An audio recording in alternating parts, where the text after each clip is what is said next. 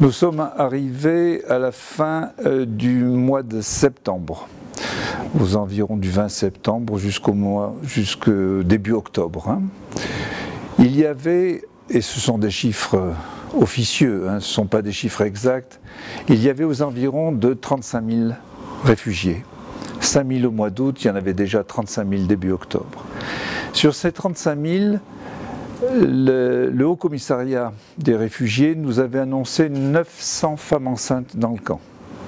Déjà, à l'heure actuelle, il y en a à peu près 2000.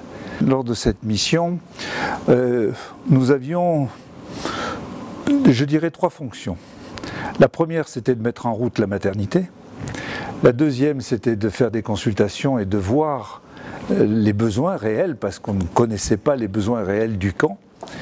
Et la troisième, c'était d'aller dans le camp auprès des patientes, de voir comment fonctionnait, je dirais, la famille syrienne.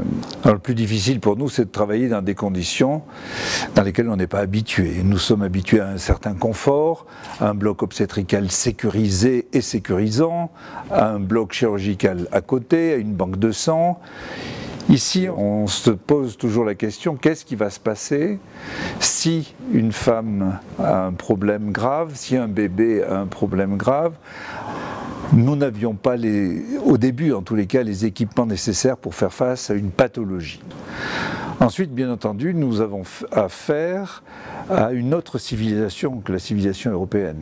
Nous avons affaire à des femmes de religion musulmane, avec toutes les difficultés qu'un homme peut avoir pour rentrer en contact avec ces femmes, même sur le plan médical. Et ça, c'est aussi un apprentissage de notre part, comme malheureusement un apprentissage imposé pour les femmes syriennes.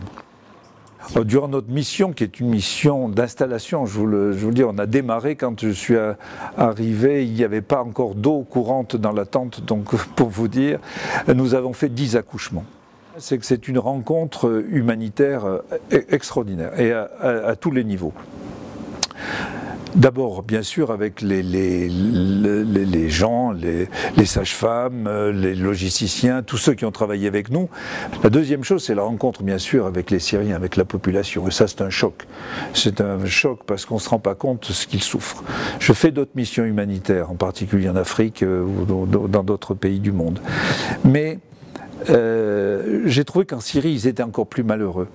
Pourquoi? Parce qu'en Afrique ou dans des pays où ils n'ont pas connu le confort, où ils n'ont pas connu un certain nombre de moyens pour vivre, ils ne sentent pas le défaut, le manque comme le Syrien. Le Syrien que nous avons connu, il avait des moyens, il avait une petite maison, il avait un frigo, il avait une télévision, il avait ces choses, il avait des gens, une famille. Aujourd'hui, il n'a plus rien. Il a toute sa maison à brûler.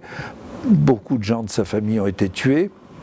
Et ils arrivent là sous des tentes où il fait 40 degrés ou 50 degrés dans la journée, où il fait parfois 10-12 degrés la nuit, où il y a un vent de sable épouvantable. Donc c'est vrai que pour ces gens-là, c'est absolument un choc terrible.